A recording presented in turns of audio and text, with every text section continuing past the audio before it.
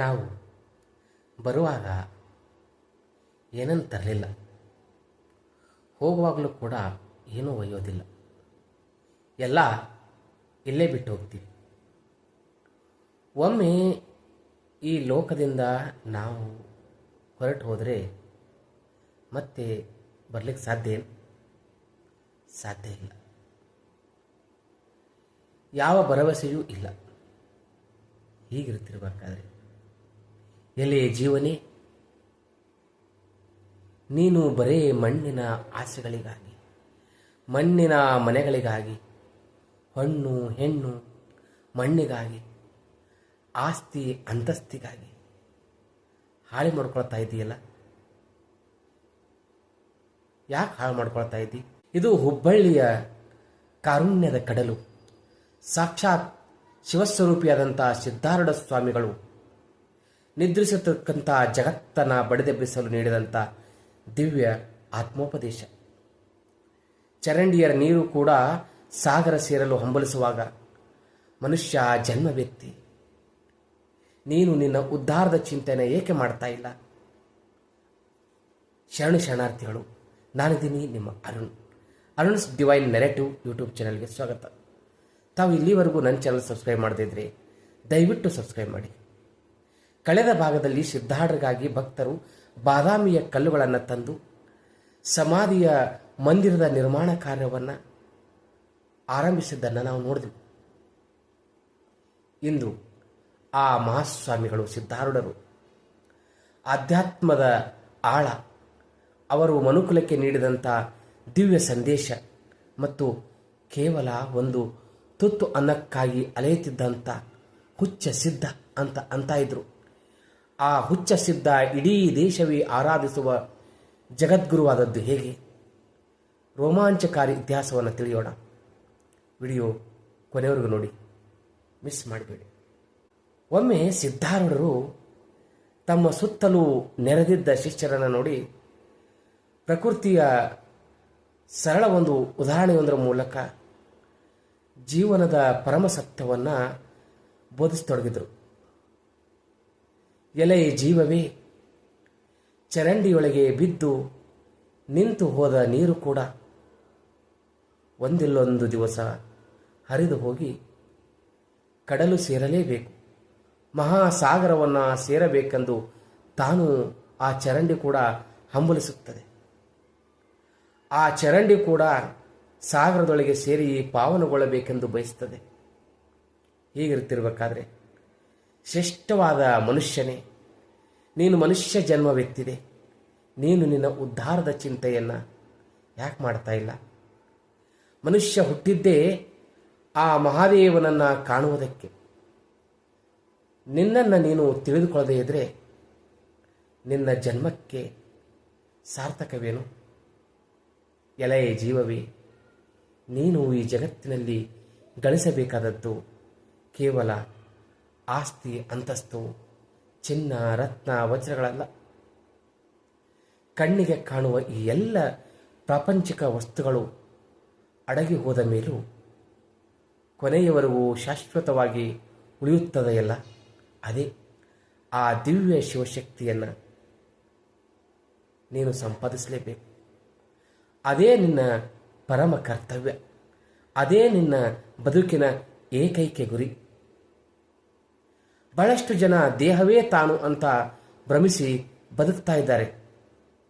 ಆದರೆ ಸಿದ್ಧಾರೂಢರು ಬಹಳ ಸುಂದರವಾದ ಉಪದೇಶವನ್ನು ಜನರಿಗೆ ನೀಡುತ್ತಾರೆ. ಜೀವಾತ್ಮನ ನಿಜವಾದ ಸ್ವರೂಪವನ್ನು ಬಿಡಿಸಿಬಿಟ್ರು. ಈ ದೇಹ ನಷ್ಟವಾದರೆ ಜೀವಾತ್ಮನಿಗೆ ಯಾವುದೇ ನಷ್ಟವಿಲ್ಲಪ್ಪ. ನೀನು ಕೇವಲ ರಕ್ತ ಮಾಂಸದ ದೇಹವಲ್ಲ, ಚಂಚಲವಾದ ಮನಸ್ಸಲ್ಲ. ನೀನು ಕೇವಲ ಸಚ್ಚಿದಾನಂದ ಸ್ವರೂಪ ಪರಮಾತ್ಮ. ನಾವೆಲ್ಲರೂ ಭೂಮಿ ಮೇಲೆ ಕೇವಲ ಪಯಣಿಗರು, ಪ್ರವಾಸಿಗರಷ್ಟೇ. ಹೀಗಿರ್ತಿರ್ಬೇಕಾದ್ರೆ ಇಲ್ಲಿ ಮೋಹಕ್ಕೆ ಒಳಗಾಗಿ ಮೈಮರೆತು ಮಲಬೋದೇನು? ಮುಂದಿನ ದಾರಿ ಹಿಡಿಬೇಡುವೇನು? ಸಿದ್ಧಾರೂಢರ ಈ ಶಿವನುಡಿಗಳನ್ನು ಕೇಳಿದಂಥ ಎಂಥವರನ್ನು ಎಚ್ಚರಗೊಳಿಸುವಂತಹಂಗಿದ್ದು. ಇಡೀ ಜಡ ಜನಾಂಗವೇ ಸಿದ್ಧರ ದಿವ್ಯವಾಣಿಯನ್ನು ಕೇಳಿ ಜಾಗೃತವಾಯಿತು. ಸಿದ್ಧಾರೂಢರು ಉಪದೇಶ ಮಾಡ್ತಿರ್ಬೇಕಾದ್ರೆ ಮನುಷ್ಯರಷ್ಟೇ ಅಲ್ಲ, ಅಲ್ಲಿ ಬೀಸುತ್ತಿದ್ದ ತಂಗಾಳಿ ಕೂಡ ಮೈಮರೆತು ಸ್ತಬ್ಧವಾಗಿ ಆಲಿಸುತ್ತಿತ್ತಂತೆ. ಅಷ್ಟು ಸುಂದರವಾಗಿ ಆಧ್ಯಾತ್ಮದ ವಿಷಯಗಳನ್ನು ಸಿದ್ಧಾರೂಢ ಜನರಿಗೆ ಹೇಳ್ತಾ ಇದ್ರು. ಸದ್ಗುರು ಸಿದ್ಧಾರೂಢರು ಎಂದಿಗೂ ಮನುಷ್ಯರ ಹೊರಗಿನ ಶ್ರೀಮಂತಿಕೆ, ಜಾತಿ ಅಥವಾ ವೇಷಭೂಷೆಗಳನ್ನು ಅವರು ನೋಡಲೇ ಇಲ್ಲ. ಅವರು ಕಂಡಿದ್ದೇನಿದ್ರೂ ಜನರೊಳಗಿನ ಜೀವಾತ್ಮನನ್ನು ಮಾತ್ರ. ಯಾವ ಬೆಳೆಗೆ ಎಷ್ಟು ಗೊಬ್ಬರ ಬೇಕು, ಎಷ್ಟು ಔಷಧ ಬೇಕು ಎಂದು ಅರಿತ ಚತುರ ಒಕ್ಕಲಿಗನಂತೆ ಅವರು ಭಕ್ತರ ಹೃದಯದ ಹದವರಿತು ಆಧ್ಯಾತ್ಮದ ಬೀಜವನ್ನು ಬಿತ್ತಾ ಇದ್ರಂತೆ. ಅವರು ಯಾರನ್ನ ಮನಸ್ಸಿಗೆ ನೋವಾಗುವ ರೀತಿ ಮಾತಾಡಲೇ ಇಲ್ಲ, ದಂಡಿಸಲೇ ಇಲ್ಲ. ಬದಲಿಗೆ ಜೀವಕ್ಕೆ ತಕ್ಕ ದಿವ್ಯ ಔಷಧಿಯನ್ನೇ ನೀಡಿದರು. ಅಪ್ಪ, ನೀನು ಕೇವಲ ಸಾಮಾನ್ಯ ಪುರುಷನಲ್ಲ, ನೀನೇ ಸಾಕ್ಷಾತ್ ಪರಮಾತ್ಮ ಅಂತ ಪ್ರತಿಯೊಬ್ಬರಲ್ಲೂ ದೇವಭಾವವನ್ನು ಜಾಗೃತಗೊಳಿಸಿದರು. ಅವರು ಶ್ರೀಮಂತಿಕೆಯ ಪೂಜೆ ಮಾಡಲೇ ಇಲ್ಲ. ದೊಡ್ಡವರು ಬಂದ ತಕ್ಷಣ ಅವರಿಗೆ ಮಣೆ ಹಾಕಲಿಲ್ಲ. ಅವರು ಮಾಡಿದ್ದು ಕೇವಲ ಜೀವದ ಪೂಜೆ. ಆ ಕಾಲದಿಂದಲೂ ಇಂದಿನಂತೆ ಯಾವುದೇ ಪ್ರಚಾರದ ಮಾಧ್ಯಮಗಳು ಇರಲಿಲ್ಲ. ಆದರೂ ಕೇವಲ ದಿವ್ಯ ಶಕ್ತಿ, ತಮ್ಮ ದಿವ್ಯ ಶಕ್ತಿ ಮತ್ತು ಆತ್ಮೀಯತೆಯಿಂದ ಸಿದ್ಧಾರೂಢರ ಕೀರ್ತಿ ದೇಶದ ಮೂಲೆ ಮೂಲೆಗೂ ಹರಡಿಬಿಡ್ತು.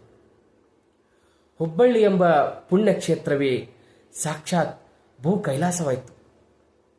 ಯಾವುದೇ ಆಮಿಷಗಳಿಲ್ಲದಂಥ, ಕೋಪ ಕ್ಲೇಶಗಳಿಲ್ಲದಂಥ ಆ ಮಹಾಸ್ವಾಮಿಗಳನ್ನು ಇಡೀ ಜಗತ್ತು ಸಿಟ್ಟಿಲ್ಲದ ಸ್ವಾಮಿ ಅಂತ ಭಕ್ತಿಯಿಂದ ಕೊಂಡಾಡಿತು. ಶಾಂತ ಸ್ವರೂಪ ಸಿದ್ಧಾರೂಢರು ಒಂದು ಕಾಲದಲ್ಲಿ ಹೊಟ್ಟೆ ಬೆನ್ನು ಒಂದಾಗಿ, ಬಡಕಲು ದೇಹ ಹೊತ್ತು ಕೇವಲ ಒಂದು ತುತ್ತು ಅನ್ನಕ್ಕಾಗಿ ಬೀದಿಯಲ್ಲಿ ಅಲೆಯುತ್ತಾ ಜನರ ಕೈಯಲ್ಲಿ ಕಲ್ಲಿನಿಂದ ಹೊಡೆಸ್ಕೊಂಡ್ರು. ಹುಚ್ಚ ಸಿದ್ಧ ಅಂತ ಕರೆಸ್ಕೊಂಡಂಥ ಇದೇ ಮಹಾತ್ಮರು ಚಿದ್ಗಾನಂದ ಸ್ವಾಮೀಜಿಗಳ ಸಮಾಧಿ ಜಾಗಕ್ಕೆ ಬಂದ ಕಾಲ ಆ ಮಠದ ಚರಿತ್ರೆಯಲ್ಲಿ ಸುವರ್ಣಾವಕಾಶಗಳಲ್ಲಿ ಬರೆಯುವಂಥದ್ದು. ಅವರು ಅಲ್ಲಿ ಉಳಿದುಕೊಂಡ ಮೇಲೆ ಆ ಒಂದು ಸಣ್ಣ ಪುಟ್ಟ ಜಾಗವೇ ಇಂದು ಭಕ್ತರ ಕೋಟಿ ಭಕ್ತರ ದರ್ಶನಕ್ಕೆ ನೀಡುವಂಥ ಭವ್ಯ ಮಠವಾಗಿ ಬೆಳೆದು ನಿಂತಿದೆ.